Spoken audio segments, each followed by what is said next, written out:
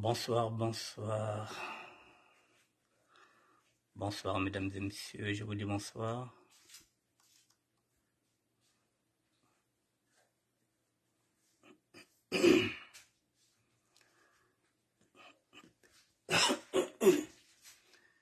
Bonsoir, bonsoir, mesdames et messieurs, je vous dis bonsoir, bonsoir.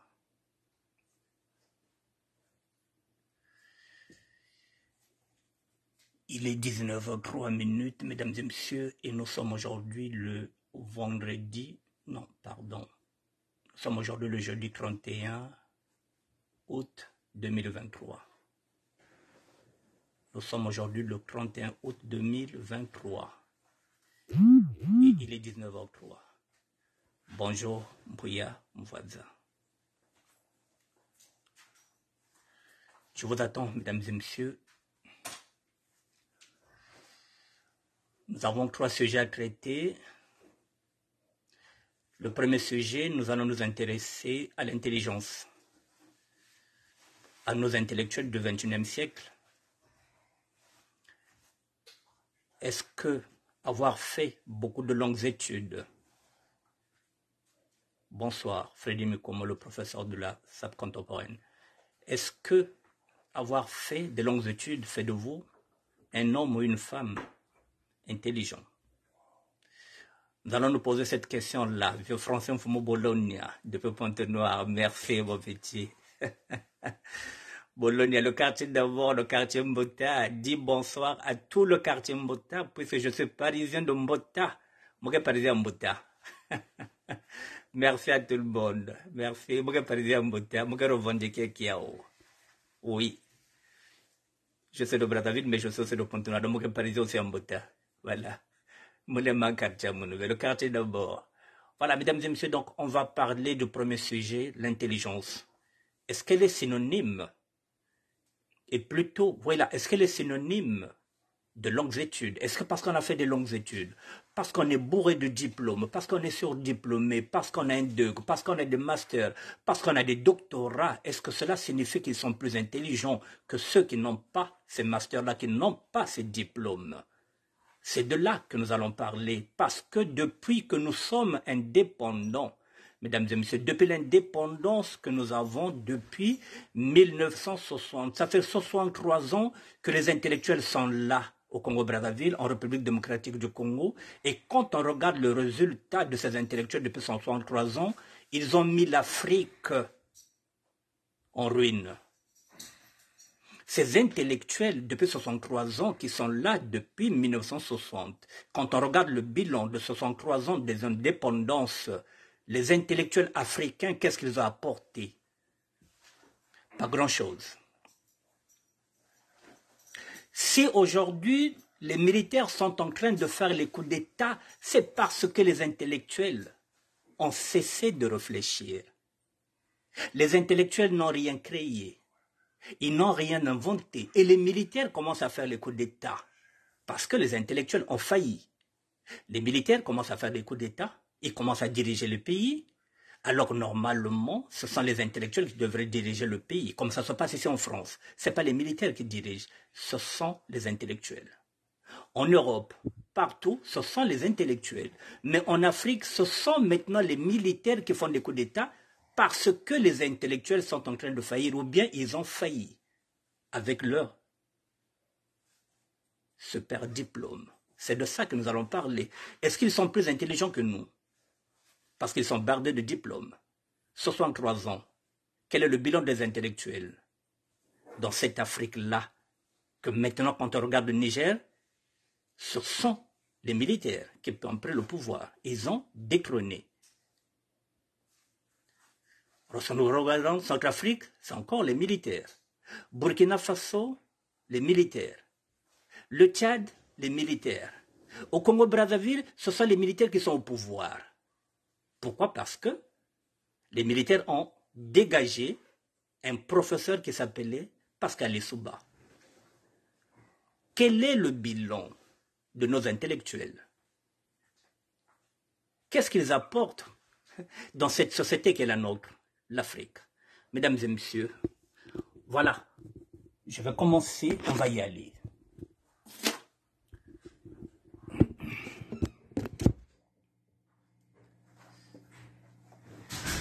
C'est un sujet vaste, très vaste. Et moi qui suis en train de m'attaquer sur ce sujet-là, je ne suis pas un intellectuel, je le dis et je le répète. Je n'ai qu'un BMG, brevet d'études moyennes générales, je n'étais pas au lycée, je n'ai jamais été au lycée. Je le dis et je le répète. J'ai appris en prison. J'ai appris sur le tard et dans le tas. Je n'ai pas besoin de diplôme pour créer une page qui s'appelle le ministère de la SAP. Ça fait 7 ans que je gère ce ministère-là. Je n'ai pas besoin de doctorat. Il n'y a que juste mon intelligence. Et quelle intelligence? Qui n'a rien à voir avec ceux qui ont des doctorats, qui ont des DUG. Oui, avec mon cerveau. Parce que Dieu nous a créés à son image. On ne doit pas suivre les autres. Si j'attendais que ceux qui ont des DUG puissent faire une page sur la SAP, on attendra longtemps. Avant moi, il y a eu des sapeurs. Et après moi, il y aura des sapeurs. Mais je suis celui qui a réfléchi, qui s'est dit, mais comment faire pour valoriser? Parce que nous avons des cerveaux. Et je fonctionne avec mon cerveau. Je ne suis pas un mouton qui regarde les autres. Je ne suis pas là aussi. Je ne suis pas venu pour attendre que les autres le fassent pour moi. J'ai créé une page, mesdames et messieurs, et ça fait 7 ans et demi que j'anime ma page. Et je ne me suis pas seulement contenté de mettre les photos. J'ai fait évoluer ce ministère-là jusqu'à aujourd'hui, où je m'engage maintenant dans un combat politique. Donc j'évolue. Je deviens ce qu'on appelle un autodidacte. Est-ce que j'attends les intellectuels pour m'approprier un sujet? Non. Si j'attendais les intellectuels, nous en avons dans la SAP. Et qu'est-ce qu'ils ont déjà fait pour la SAP? Rien. Je vous donne encore un exemple concret. Oui, ils sont intelligents. Oui, ils ont étudié. Oui, ils ont des diplômes. Mais qu'est-ce qu'ils nous apportent? Nous avons un phénomène maintenant au Congo, les deux Congos, que la communauté est en train de mourir là-bas. Un aller sans retour.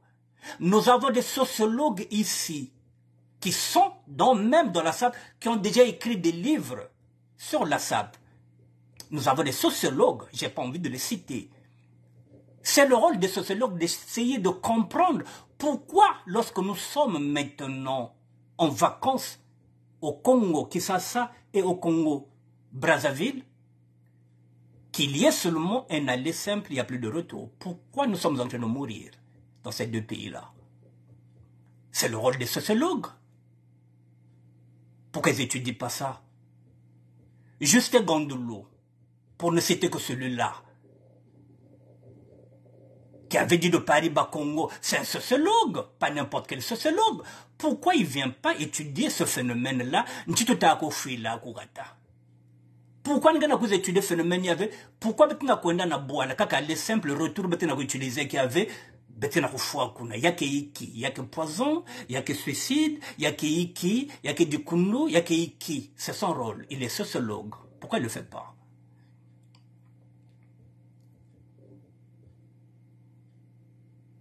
La simple raison, mesdames et messieurs, un intellectuel,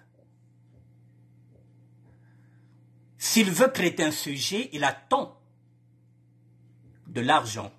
C'est-à-dire que les Justin Gondolo, pour écrire de la sociologie, pour aller voir, il faut qu'il le fasse à travers un support. Le support, c'est un livre qu'il va vendre. S'il ne vend rien, il n'apportera rien. Il ne nous dira pas, il ne fera pas des études par rapport à ça, il ne va pas s'intéresser à ça s'il n'a rien à vendre. S'il ne met pas dans un support. Le support, c'est le livre. Tant qu'il ne vendra pas le livre, il ne viendra pas étudier ce phénomène-là, pourquoi nous sommes en train de mourir.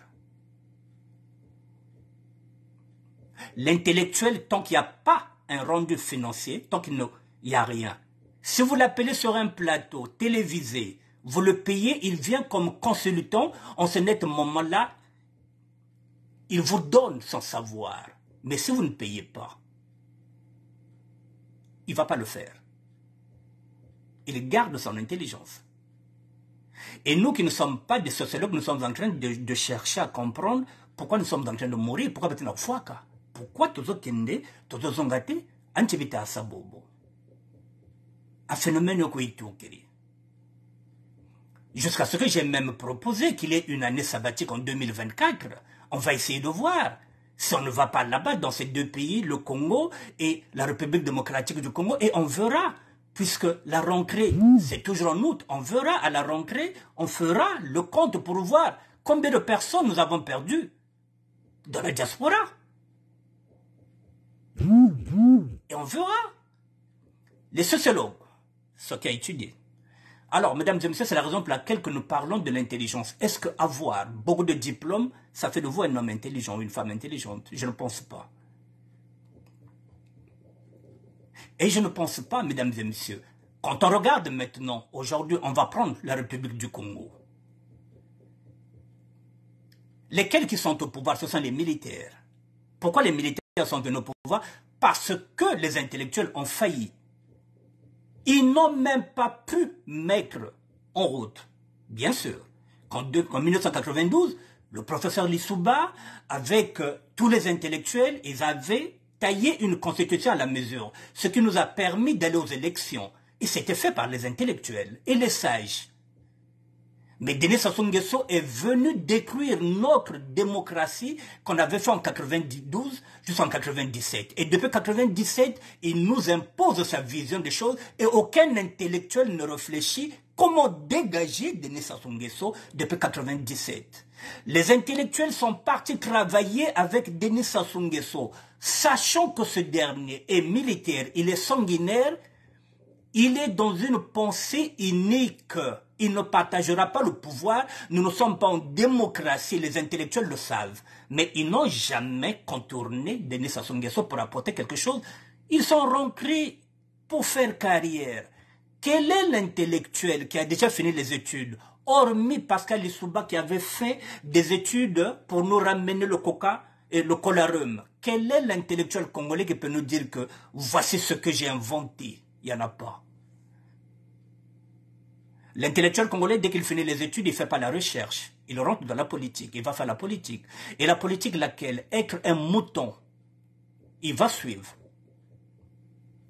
Sachant que le PCT, c'est le parti des cons et des traîtres. Donc il y a des intellectuels cons. Il y a aussi des intellectuels connes, puisqu'il y en a aussi en féminin. Baleki bisonanine, amun chabatu yokele, baluchili bete naiki. N'a diplôme, oui. Est-ce que l'utile bête n'a non, je ne pense pas, mesdames et messieurs. Je suis la preuve. Je n'ai jamais été au lycée. Ce qui compte, maintenant, c'est le rendu que nous donnons. Ce n'est pas les diplômes. C'est le rendu. Quand vous regardez ces intellectuels-là qui sont dans les deux chambres, l'Assemblée nationale, que ce soit le Sénat, quel est le député qui a déjà fait une proposition de loi? Il n'y en a pas. Et pourtant, il gagne 8 000 €. Pour faire quoi? Que font les intellectuels? Rien. Un ministre, que vous verrez parfois, il est ministre de l'enseignement, mais il ne se connaît rien en enseignement. Il ne se connaît rien.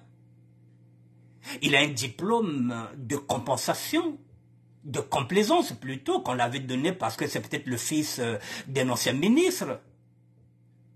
Et quand il arrive, on lui donne ce diplôme. Il y a des diplômes qui sont là-bas qui ne nous font pas peur. Ce sont des diplômes de complaisance. Et lorsqu'on lui demande un rendu, il n'y a pas, parce qu'il n'a pas les compétences. Il a le diplôme, mais il n'a pas les compétences. Mesdames et messieurs, aujourd'hui, vous allez vous retrouver avec quelqu'un qui se dit qu'il a un master ou bien, je ne sais pas, un doctorat, bon, ou bien, je ne sais pas, une licence en maçonnerie, je ne sais pas. Et à côté, vous avez un jeune qui a fait une formation, qui a fait la maçonnerie dans le tas qu'on a appris. Et lorsque vous voyez le rendu de ce maçon-là, qui est passé par une formation, et celui qui se dit qu'il a des diplômes, alors, vous croyez que le patron va embaucher qui? Il va prendre celui qui lui donne le rendu, celui qui vient de faire la terrasse, celui qui vient de faire la maison qui n'a pas de diplôme. Il ne va pas prendre celui qui a des diplômes. Hein. Mais certes, lorsque nous allons dans les bureaux, dans les agences, lorsqu'on va chercher le boulot, c'est vrai qu'on demande si vous avez un diplôme. Ça, c'est vrai. C'est en ce moment-là que ça nous pénalise.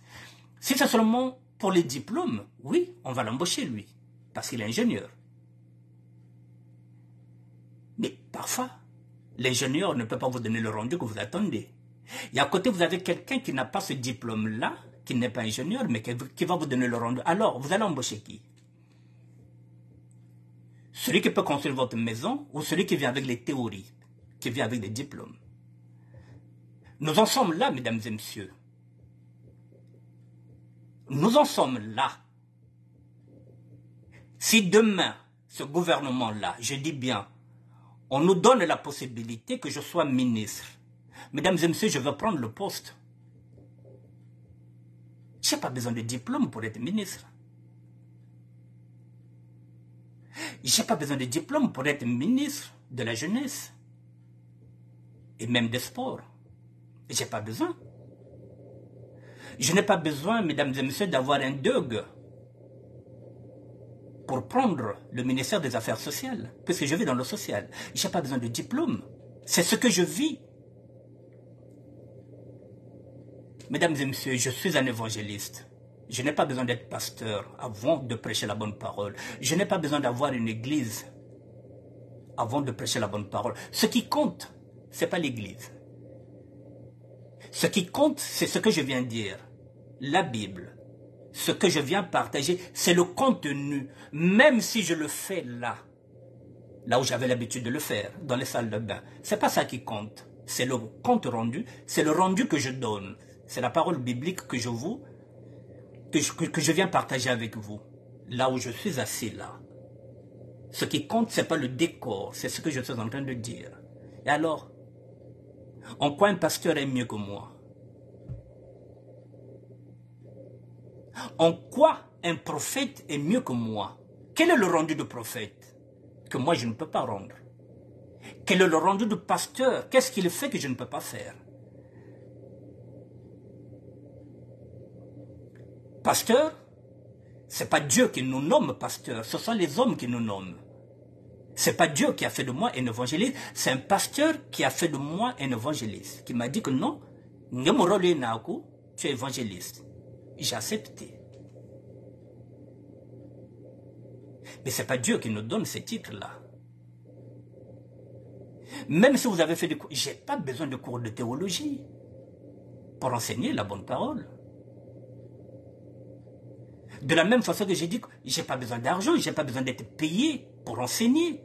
J'ai été enseigné gratuitement, je vais enseigner gratuitement. Le rendu, l'intellectuel, tout ce que nous voulons aujourd'hui, c'est le rendu. Vous êtes intellectuel, vous ne dites rien, vous n'animez pas votre page, vous ne parlez pas, vous êtes sapeur. Vous avez déjà écrit un livre sur la sape. Vous animez la sape tout simplement lorsque vous écrivez un livre. Vous n'avez rien compris. Moi, je n'ai pas besoin d'écrire un livre, mesdames et messieurs, pour parler de la sape. J'en parle tous les jours. C'est le rendu que je donne. Et lorsque je donne ce rendu-là, aucun écrivain ne viendra me dire qu'il connaît la sape mieux que moi. Parce que moi, mon rendu, il est tous les jours. J'ai créé ma page. Et je n'attends rien, pas l'argent. Donc, mesdames et messieurs, et oui, les études, les longues études, ne vous donnent pas le droit de dire que vous êtes plus intelligent que les autres. Parce que, je le dis encore, les intellectuels nous ont foutu la merde au Congo-Brazzaville. Aujourd'hui, nos pays africains sont maintenant dirigés par des militaires qui commencent à détrôner les intellectuels. Ça pose un problème. Ici en France, non. En Europe, non. Ce ne sont pas les militaires qui dirigent. Ce sont les intellectuels qui dirigent. Et l'armée est là pour protéger le peuple. Et là, nous nous retrouvons dans un cas où depuis 1997, nous avons un militaire au pouvoir et les intellectuels n'arrivent pas à réfléchir comment déloger ce tyran-là. Et non, ils sont rentrés dans le parti des cons et des crêtes, le PCT. Ils préfèrent faire carrière en tant qu'intellectuel que de chercher à comprendre pourquoi le peuple est en train de souffrir. Le ver est dans le fruit, dit le chef de l'État. Et les intellectuels disent quoi? Allons seulement. On va aller où? Vous allez dégager. Vous et Sassou, vous allez dégager. Vous irez en exil. Je vous fais maintenant écouter Ce professeur-là, mesdames et messieurs. Voilà, diplôme na bangote. Voilà, on n'a pas besoin de diplôme. Oui, ben, pour aller chercher le boulot, effectivement, si on cherche un ingénieur, on ne viendra pas prendre un type comme moi. Je ne suis pas ingénieur, ça, je vous l'accorde. Voilà, si on cherche un architecte pour faire le plan d'une maison, oui, c'est normal qu'on va chercher quelqu'un qui a ses diplômes, que moi je n'ai pas, donc je ne sais pas. L'autre là. Bonsoir, Rufamatongo. On écoute. Première, c'est de penser que ceux qui ont fait les meilleures études sont les plus intelligents. C'est pas vrai du tout. Mais c'est très difficile à faire admettre. C'est très difficile à faire admettre, mais quand j'étais dans mon université aux États-Unis, j'avais un professeur que j'aimais beaucoup qui nous avait un jour posé la question: pourquoi croyez-vous qu'on cherche à vous embaucher? Vous savez, j'étais dans une business school. Oui. On avait tous dit: mais il est idiot ce gars-là, quoi. On cherche à nous embaucher parce qu'on est les meilleurs. Enfin, on pensait que c'était évident. Il a dit: non, pas du tout. C'est que vous avez suivi des études, j'avais 27-28 ans avant, et donc ça montre que vous n'avez aucun caractère. Si vous avez eu le moindre caractère, il y a longtemps que vous auriez créé votre entreprise. Et donc, vous avez montré que vous étiez capable de répéter ce que vous disaient les professeurs, et c'est ce qu'on appelle l'intelligence. Mais ça n'a rien à voir avec l'intelligence. Dans la vie de tous les jours, c'est comme les officiers d'état-major. Gamelin qui a foutu la France en l'air, il était sorti premier de Saint-Cyr. Et premier d'école de guerre, ça n'empêche qu'il a foutu la France en l'air. Donc première erreur, intelligence égale étude, c'est pas vrai. Deuxième erreur, c'est de penser que parce que vous avez fait les meilleures études, vous êtes le plus à même de prendre des décisions. Il n'y a aucun rapport entre les deux. Il n'y a pas de rapport, en effet. Donc à partir de ces deux erreurs, on a bâti un système d'éducation qui fait monter les gars qui ont une mémoire de cheval et qui n'ont aucun caractère. C'est les deux caractéristiques des élites françaises. Bon, mesdames et messieurs, vous avez entendu, non? Voilà. Les gens pensent qu'avoir beaucoup de diplômes, ça fait de vous un homme intelligent. Le professeur est en train de dire quoi? Il faut deux aspects. À 28-29 ans, on a dit, mais si vous étiez vraiment si intelligent que ça, vous auriez pu monter une société, parce qu'il faut le caractère. Le caractère, c'est quoi? C'est oser. C'est oser faire quelque chose. Vous êtes intelligent, vous avez une intelligence, mais vous n'osez pas. Donc c'est que vous n'êtes pas intelligent. Puisque vous n'avez pas ce caractère-là. Vous n'osez pas, vous ne prenez pas de risques. Et c'est pourquoi ces intellectuels-là, au lieu de prendre des risques, au lieu de chercher à créer des sociétés, prendre des risques, non, ils rentrent dans la politique. Et laquelle? Celle où on suit le chef de l'État comme des moutons. Et en échange, on devient député et on gagne 8 000 € à ne rien faire. À ne faire aucune proposition. On a étudié pour être mouton.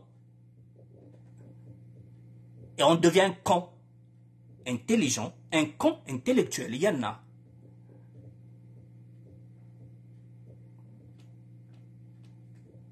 Nous avons vu au Congo-Brazzaville, il y avait des commerçants chez Piangolo. Mais c'est des gens qui n'avaient pas fait de longues études, mais qui savaient gérer l'argent, fructifier l'argent.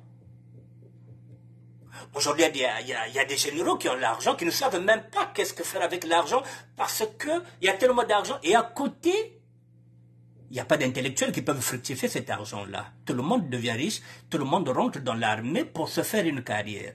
Alors, si l'intellectuel ne réfléchit pas, nous sommes obligés de réfléchir maintenant à la place de l'intellectuel. On n'a pas le choix. Et on va faire avec, sans eux. Avec nos idées, nos pensées, et nous allons faire avancer la société. C'est pourquoi nous sommes maintenant sur les réseaux sociaux et nous sommes en train de prendre les places des intellectuels. Et comme la nature a horreur du vide, nous allons combler ce vide-là. Parce que nous avons sur nos cerveaux. Parce qu'ils ne sont pas plus intelligents que nous. Oui, ils ont plus de diplômes que nous. Mais ils ne sont pas plus intelligents que nous. Parce qu'ils ne proposent rien. Vous voyez, mesdames et messieurs, quand il dit, par exemple, lesquels qui nous mènent en guerre, lesquels qui nous emmènent en guerre, ce n'est pas ces intellectuels-là. C'est les mêmes qui ont étudié ici. Ils savent ce qui ne va pas. Nous sommes dans des pays riches. Mais nous sommes pauvres. Par rapport à quoi? Nous sommes combien d'habitants au niveau du Congo-Brazzaville pour vivre dans cette pauvreté? Et nous avons des économistes. Non, mais ils sont dans le PCT. Et pourtant, ils ont étudié. Ce sont des économistes. Mais ils sont dans le PCT. Donc, ils ne réfléchissent pas sur l'économie. Comment faire fonctionner l'économie? Même l'économie informelle que nous avons proposée avec Freddy Mekomo. Nous avons proposé une économie informelle. C'est-à-dire qu'on nous donne une cité internationale. C'est-à-dire un département où nous allons ramener l'économie informelle. Parce qu'il n'y a pas que le diamant, il n'y a pas que l'or, il n'y a pas que le pétrole au Congo. On peut aller chercher d'autres sources. Même là, non. Alors aujourd'hui, on se retrouve avec un gouvernement têtu, avec un président de la République têtu, qui ne veut pas bouger, mais qui a constaté que le verre est dans le fruit. Mais on fait quoi? Comment on va faire pour détruire le verre? Personne ne réfléchit à ça. Et vous venez nous dire que vous êtes intelligent. Non, on s'en fout. Ce qu'on veut, c'est le rendu. Qu'est-ce que vous avez fait comme travaux? Quelle est la trace que vous allez laisser? C'est la raison pour laquelle, mesdames et messieurs, je ne cesse de répéter, il faut que ça soit Kwenda. Il faut que ça soit Kende. Ça soit faux Kendi, na intellectuel Zandi. Ba Kwendi ya bao. Roga metulu diak bao nzungu. Ba Kwendi bine nzungu. Bakwendi ya bao, nzungu ba mesali le bao na sika roga, y a pas longtemps mais basuka. Donc après mon pacho, batulaka l'autre là bage bokila yao yiki bokoko. Là ba metulu le bao nzungu, bakwendi bin nzungu ya bakwendi na ba intellectuel ya bao. Et nous allons reconstruire avec nos petites idées, avec nos petites pensées. On va reconstruire, même sans les intellectuels. Ils nous servent à quoi? À rien. L'intellectuel, mesdames et messieurs, je vous le dis, pour venir dans une émission, pour venir parler, il faut lui payer. Ou bien il va écrire un livre, en ce moment-là, vous le verrez, il va faire le tour de tous les réseaux sociaux parce qu'il a un livre à vendre. C'est la raison pour laquelle, mesdames et messieurs, je vais terminer par là. Je vais vous présenter quelqu'un. Bon, enfin, je ne vous le présente pas. Vous le connaissez déjà.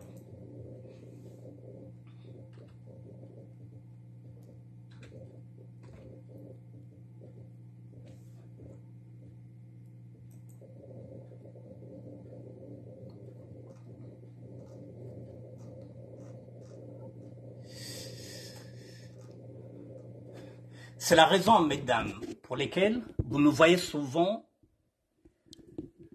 faire les publications de ce garçon-là, Armand Mandjono, le nzoïsme. Parce que lui n'attend pas d'écrire un livre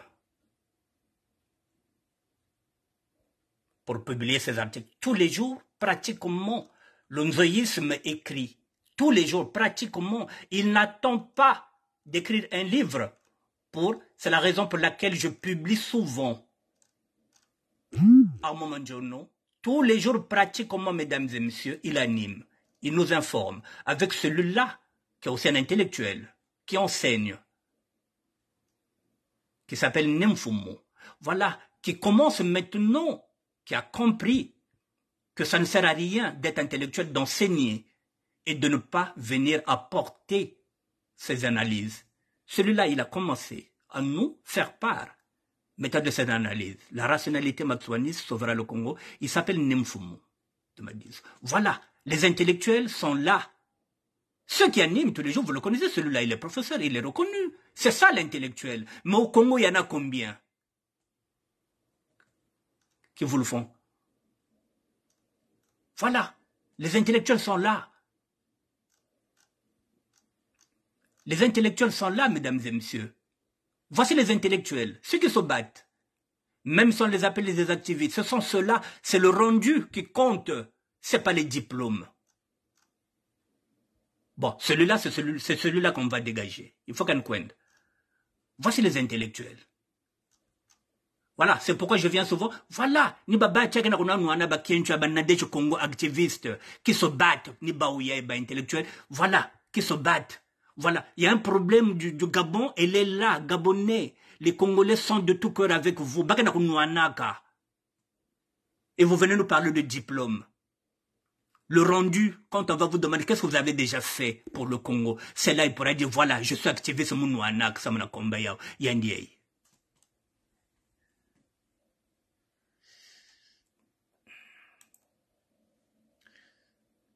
Bon, mesdames et messieurs, voilà, excusez-moi. Bon, donc je vais aller sur le deuxième sujet. Voilà, donc c'était le premier sujet, mesdames et messieurs. Permettez, voilà, donc je vous fais encore écouter pour la... Non, parce que là, j'ai pas le son. Voilà, donc je me limite à ça par rapport aux intellectuels. Je viens de finir ce que j'avais à dire. Je vais maintenant changer de sujet. Le deuxième sujet, mesdames et messieurs, j'avais mis ma France à moi avec Gogo Mbuma. Permettez. Ma France à moi, c'est ce monsieur-là.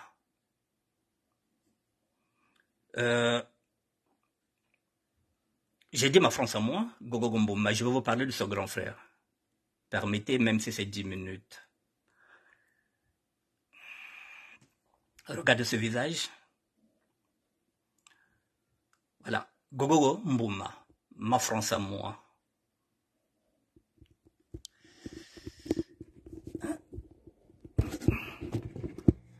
Excusez-moi.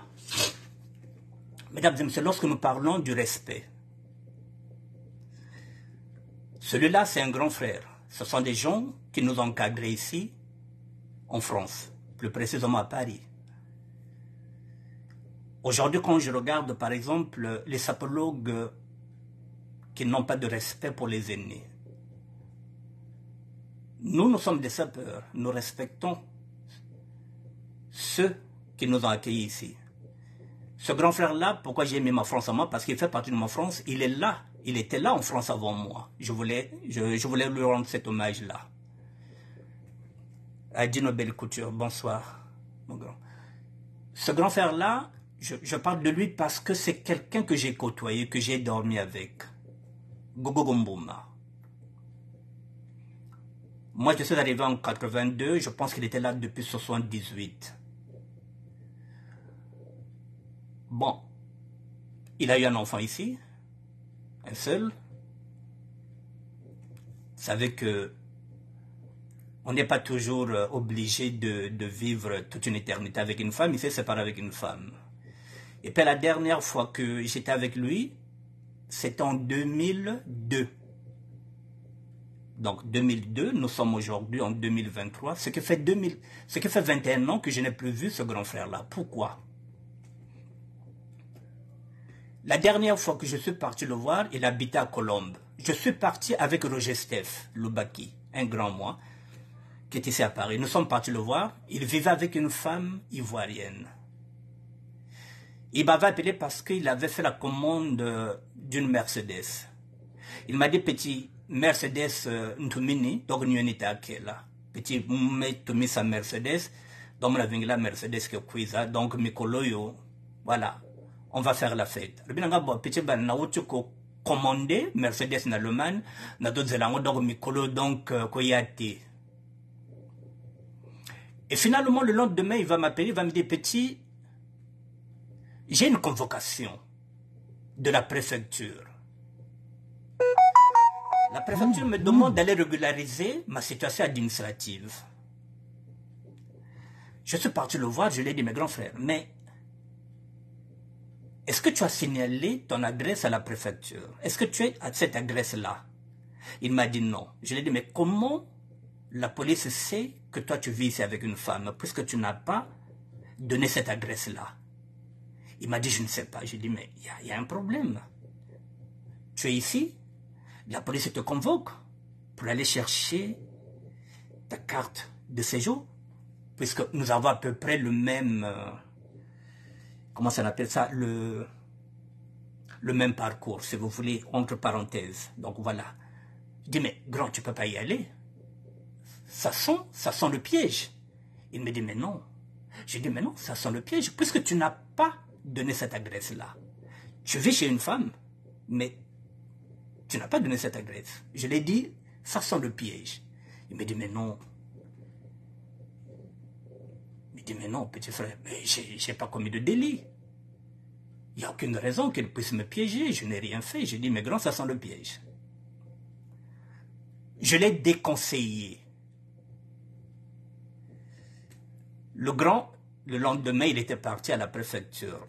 À cette époque, lorsqu'on nous donnait rendez-vous, c'est à la cité. Vous savez bien, c'est à la cité, à Paris. Le grand frère est parti à la cité. Nous sommes en fin d'année 2002. Parce que je vous dis, ça fait 21 ans. Le grand a été arrêté à la cité. Il était tombé dans le piège que je l'avais dit qu'il n'aille pas. Gogo Gomboma s'est retrouvé là-bas, piégé, il a été arrêté. De 2002, ils ont réussi à l'expulser au Congo-Brazzaville. De 2002 jusqu'à aujourd'hui, 21 ans, Gogo n'est plus jamais revenu. Donc j'étais attristé lorsque j'ai eu cette nouvelle-là. Je me suis dit, tiens, grand Wele. Voilà, donc cette France-là, elle m'a rappelé nos erreurs. C'est le même parcours qu'aujourd'hui que je suis là aussi. Je suis dans ce même parcours, mais je suis en train d'éviter tous les pièges, dans la subtilité. Et puis parfois, on a des remords, tu te dis, ah, quand c'est grave, mais quoi que là. C'est grave, quoi, ne mono. Ce qu'il y a eu qui l'a le bac non vieux, baso piégé, yo. S'il n'était pas parti, est-ce qu'il sera encore ici? Est-ce qu'il sera encore en vie? Avec les si, je me suis dit, mais je vais quand même le rendre, ce témoignage-là, ma France à moi. Je voulais vous partager ça. Que celui-là, je le connais. J'ai vécu avec lui, j'ai dormi avec lui. Il était là en France avant nous. Nous avons vécu avec lui à Stalingrad. Dans Stalingrad, c'est le 18e arrondissement. Nous avons vécu avec, je vais donner quelques noms. Sam Laurent, Lazare Tchayala, Madou, le petit frère de Darik. Nous avons vécu là-bas avec qui? Avec Eloge Massengo, avec Wally de l'Estebert qui était avec moi à Mota, avec Jules Fofana aussi, avant qu'il meure. Alain Camara, lorsqu'il est venu aussi, nous avons vécu là-bas. Samba Lajam aussi a vécu là-bas. Donc, avec le grand Refin Mbetani. Donc, cette France-là, c'est la mienne. Je voulais vous partager ce visage-là que j'ai vu pour la dernière fois en 2002, que j'avais dit non, grand, ça sent le piège. Le grand s'est entêté. Et pour terminer sur cette anecdote-là, les dernières personnes qui ont été piégées à la préfecture, c'était Aluremiela, le défunt Aluremiela. Mais Aluremiela s'était bien sorti parce qu'il avait préparé un avocat. Et finalement, de cette arrestation, Aluremiela avait réussi maintenant à régulariser sa situation. On était piégé à la préfecture. Les associations sont montées au créneau pour dire qu'on ne peut pas piéger quelqu'un à la préfecture. Donc aujourd'hui, si la préfecture vous appelle pour que vous allez faire vos papiers, n'ayez pas peur. Les associations sont montées au créneau, on n'arrête plus les gens, on vous donne plutôt un OQT. On vous dit, vous avez l'obligation de quitter le territoire. Or qu'avant, on ne nous donnait pas l'OQT, on vous le notifiait directement à la préfecture, mais pendant ce temps, vous êtes déjà entre les mains de la police. C'était ça le piège. Aujourd'hui, ce piège-là n'existe plus. Je le dis encore. Si demain, on vous dit, venez chercher vos papiers à la préfecture, n'ayez pas peur. La préfecture, aujourd'hui, si on vous dit qu'on ne vous donne pas les papiers, on vous donne un rejet et on vous notifie l'obligation de quitter le territoire français. Voilà, ma France à moi, je voulais vous partager ça. C'est ce grand frère qui est parti. Gogogo Mbouma. Voilà, c'était ma France à moi, mesdames et messieurs. Pour compléter, je vous donne celui-là. Excusez-moi, je descends. Voilà, je vous donne encore celui-là. Bon, celui-là, il ne fait pas partie de ma France puisque je suis là en France avant lui, mais je vous le dis quand même, hier, il est décédé à Brazzaville. Santa Maria. Un ancien parisien des années 90. C'est le petit frère de René Mabir. C'est le petit frère du défunt. Ah là là, je suis en train de sécher le nom de celui qui était mort. Bon, c'est pas grave. C'est le petit frère de John Lennon. Il était ici, en France, avec nous. Il était parti peut-être en vacances, il a été aussi reconduit. Je pense que John Maria, ça fait... On peut dire quoi? Parce que je n'avais pas encore d'enfant lorsqu'il est parti, lorsqu'il a été refoulé. Moi, mes enfants ont 24 ans aujourd'hui. Donc, je pense que John Maria, ça fait aussi 30 ans. Voilà. Celui-là, c'est le petit frère de René Mabir que vous connaissez. C'est le petit frère de John Lennon. C'est le petit frère de Matata, du défunt Matata. Voilà. Santa Maria. Voilà. Il est décédé, soi-disant, hier. Suite des malaises. Donc, on attend les infos. Voilà. Je termine là. Voilà, mesdames et messieurs, maintenant, je vais terminer. Je vais prendre mon dernier sujet. Mon dernier sujet, il est là, mesdames et messieurs. Je parlais des inégalités sociales. Voilà, nous passons du coq à l'âne. Inégalité sociale. Nous parlons, j'étais en train de dire les intellectuels. Voilà, le Congo. Là, nous sommes en République démocratique du Congo. Avant-hier, c'était le Congo-Brazzaville où il y avait les enseignantes qui venaient de réclamer leur argent. Oui, Benjamin Matata, merci. C'est le petit frère de l'autre là, de John Lennon. Voilà, c'est le grand frère de Matata. Merci. Voilà, mesdames et messieurs, avant-hier, c'était au Congo-Brazzaville où les enseignantes étaient dépassées. Ici, nous sommes en République démocratique du Congo. À l'aéroport international de Ndiri, un directeur de la RVA a réclamé, ses arriérés de salaire de 20 mois sur la piste. Ceci a créé une paralysie du trafic sur le tarmac. Pendant près d'une demi-heure, celui-là demande son argent. Un directeur de la RVA. Donc, les deux Congos sont maudits. Nous avons 3 Congos. Diantotila, l'Angola, le Congo qui ça, c'est le Congo-Brazzaville. Mais l'Angola, il n'y a pas ça. Il n'y a que les 2 Congos qui sont maudits. La République démocratique du Congo et le Congo-Brazzaville. Quelqu'un qui a travaillé. Bon, mesdames et messieurs, mettez-vous à la place d'un enfant qui se réveille, qui a l'autre là, qui a une page Facebook, qui rentre et qui voit son père dans cet état-là. Et qui va se dire, mais papa, qu'est-ce qui ne va pas? Non, papa n'a jamais été payé depuis 20 mois. Alors que l'enfant croyait que papa est radin. Papa ne lui donne rien, or que papa n'a pas de salaire. Est-ce que cette image-là pour une fille, son père qui est en train de pleurer, de faire ceci pour son argent, est-ce que vous trouvez ça normal? Les 2 Congos sont maudits. Directeur de la RVA a réclamé ses arriérés de salaire de 20 mois sur la piste. Est-ce que vous voyez ça? Est-ce que vraiment? Je vais y aller. Maintenant, mesdames et messieurs, permettez, je vais mettre la vidéo. Vous allez écouter la vidéo. Excusez-moi.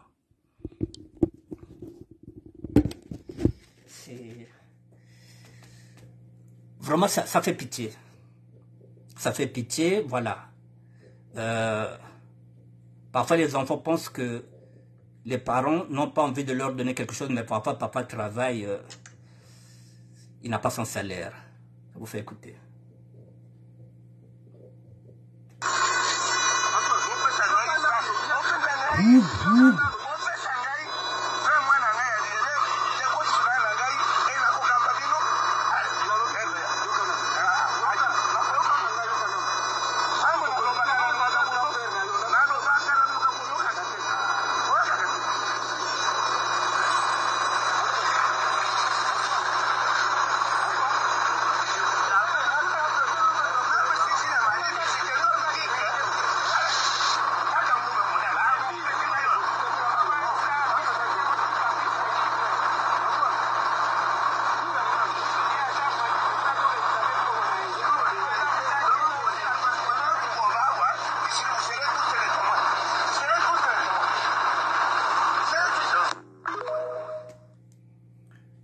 Madame, je reprends, pardon. Voilà, son argent où l'avion ne décollera pas. C'est écrit là. Son argent où l'avion ne décollera pas. Il demande son argent. Son argent. Son argent.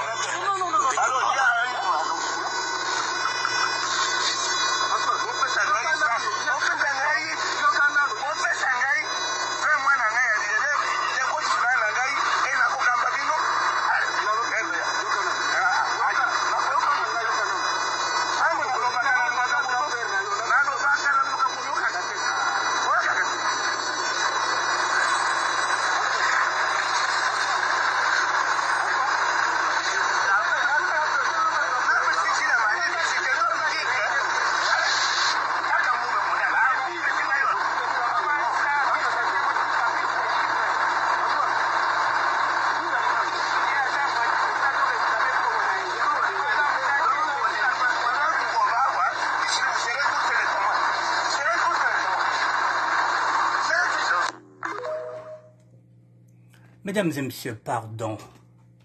Ce n'est pas un voyou, c'est un directeur qui a travaillé et qui demande son argent. 20 mois de salaire. Bon, vous avez des enfants.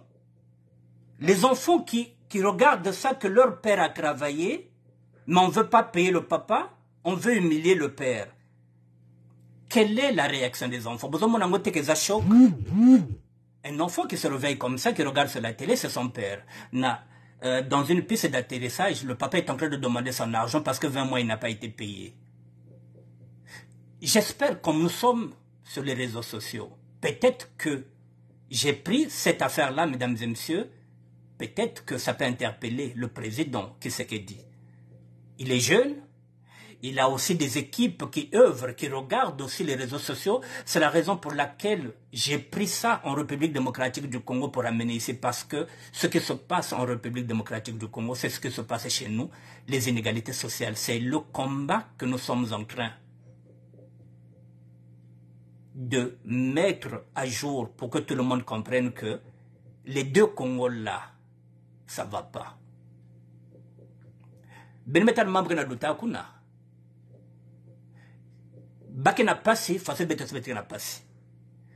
Donc, les réseaux sociaux, c'est mettre qui mukuna, que nous voit il faut dénoncer à quoi, pour permettre aussi à d'autres. Peut-être que demain, peut-être que le chef de l'État, Félix Tshisekedi, n'est pas au courant de cette situation-là.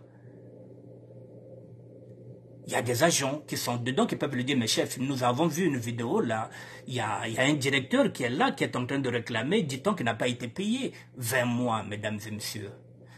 Vous voyez les dégâts que ça cause. Quels sont les dégâts? Imaginez que lui, il loue une maison avec ses enfants.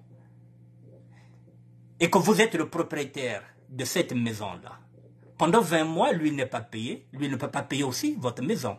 Et vous, vous avez construit, vous avez pris un crédit ici. Vous voyez la chaîne des dégâts collatéraux. Les dégâts collatéraux, vous les voyez? Vous avez pris un crédit. Vous avez construit à Kinshasa.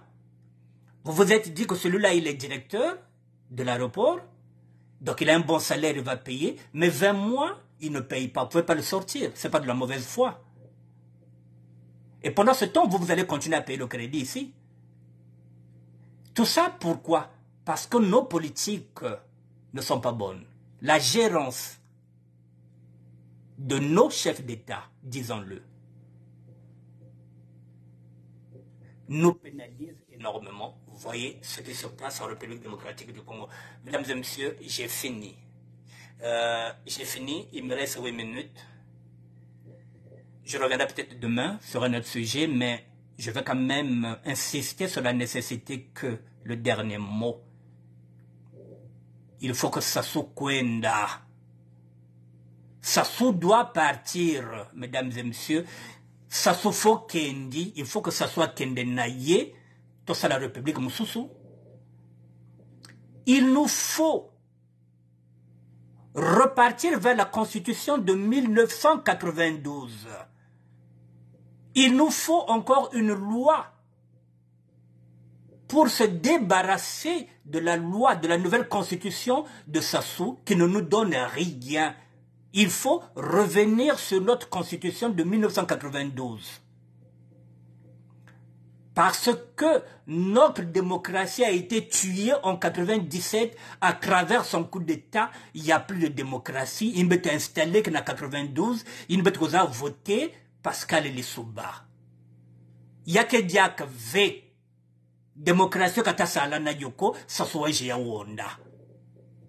Alors, faut amukatula. Démocratie wana to qui souveraineté na biso wana 92 wana. To fanda bato nyonso, to lebi bon c'est bon. Parti unique de société te kende. Tata wana tango bimi troisième à Monique. Aïe. J'ai pas un électorat. Donc moi, pour revenir au pouvoir, c'est un coup d'État. Mesdames et messieurs, hier je vous l'ai dit, je le répète. Il est difficile qu'on fasse un coup d'État. Parce que autour, l'armée n'est pas républicaine, elle est Mboshi. Le ministre de la Défense est Mboshi. Le ministre de l'Intérieur est Mboshi. Le patron de la police est Mboshi. Un Mboshi ne fait pas un coup d'État contre un Mboshi. Un nordiste ne fait pas un coup d'État contre un nordiste. C'est le Sud qui va aller chercher les Mboshi. Le Sud doit dégager les Mboshi et les nordistes. Et quand je parle de ça, c'est-à-dire quand on va dégager tout ça, Bamvouba, Babani, il y a l'autre là, il y a l'autre là, Babani, il y a... Babani a collé là tout, Bakekwenda.